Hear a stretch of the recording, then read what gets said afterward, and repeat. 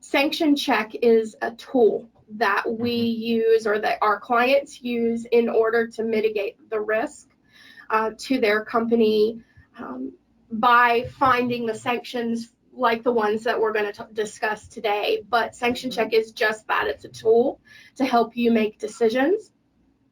So any hiring or termination decisions are that of your legal or HR department. So sanction check alone should not be the deciding factor on whether you hire or terminate anyone in your employ. All right, Karen, you're going to tell us about Dr. Lawson Akpulonu. Yes. So this is, I think, the most intense story that we have. So just before you get started, before we get started, we've been a little tame to this point on the, on details. This one is a little more heavy on the gruesomeness of the situation. So just if you're sensitive to that stuff, this is your warning. He was running 3 abortion clinics in the Los Angeles area. He was on the radar for a very long time before anything happened to him, before anyone actually, spoke out against him for sexual assault. First of all, his clinics were audited, investigated, inspected is the word I'm looking for. Gotcha. They were inspected on a regular basis from about 1991 to 1994. And this was not just 1 month out of the year, multiple months. Not just a bad inspection that day. Yeah. I mean, they would return several months later and the same problems would still be there. They found rat droppings in the operating room. There was not life-saving equipment available. They were often, without alcohol swabs, without the medical supplies that were needed to keep people safe. Many times the tools they used were rusty and not being cleaned properly. The exits were blocked, and it was just generally an unsafe, unsanitary, filthy place. And that covers all 3 of the abortion clinics. And this doctor was reusing disposable equipment, not cleaning things properly. He would go and perform procedures alone. He would many times not have a nurse or an assistant with him.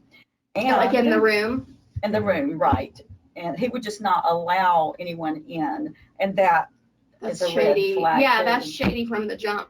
The clientele, mainly female, and he was alone with these women who were unconscious. What happened to cause his sanctions? Yes, as if that wasn't bad enough. Oh, goodness. Yeah, in 1992, November 1992, he performed an abortion, again, without a nurse in the room. After the abortion, he began to touch her inappropriately,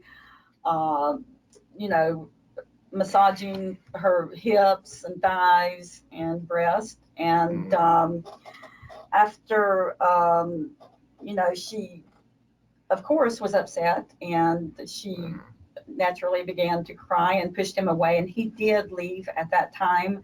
And a nurse came in to, finish up with the visit and to provide her with, what to do when you get home type of information. So, that happened in 1992. And then in June of 1994, he did an abortion on a lady. And he told her at that time that she had an infection that needed to be treated. And so he scheduled several follow-up appointments with her. And he told her that, the treatment would be $1,500. Okay, she did not have the money, and she became upset because she did not have the money for that. And he, said, well, hey, don't worry, I like you. And this treatment is more important than money. I would do anything for you. Now, and that wasn't even the worst. Oh, there's more. Oh, yeah. Yes, in January 1995, he actually raped a patient after performing an abortion. She woke up and realized that he had penetrated her. And when he saw that she was awake, he gave her a shot and she went back to sleep. And sometime later, she woke up again and she saw him and he was still, touching her inappropriately.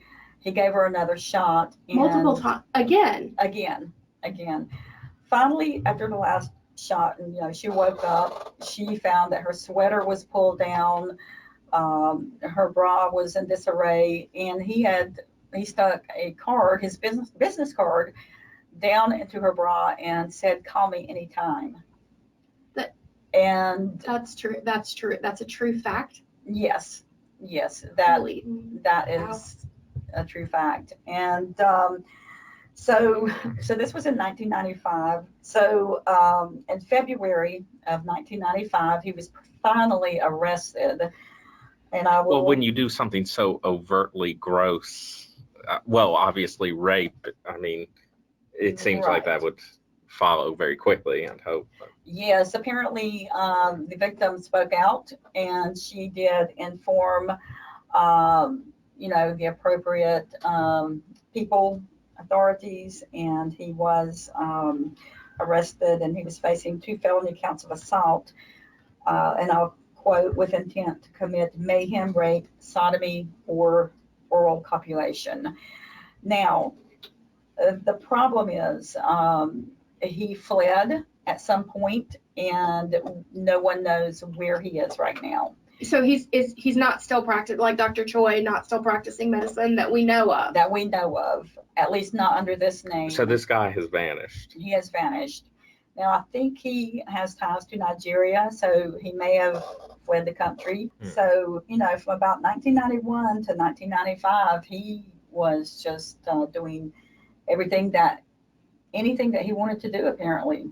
So part of me is glad that he's not practicing anymore, that we can find, but the other part is like terrified. Because he's out there. Because we don't know. And that has a habit of using false names, apparently. Right. I mean, you've already done everything horrible that you could do. What else is left? Right. Now, he is in his 70s now, so hopefully wherever he is, maybe he's not practicing anymore.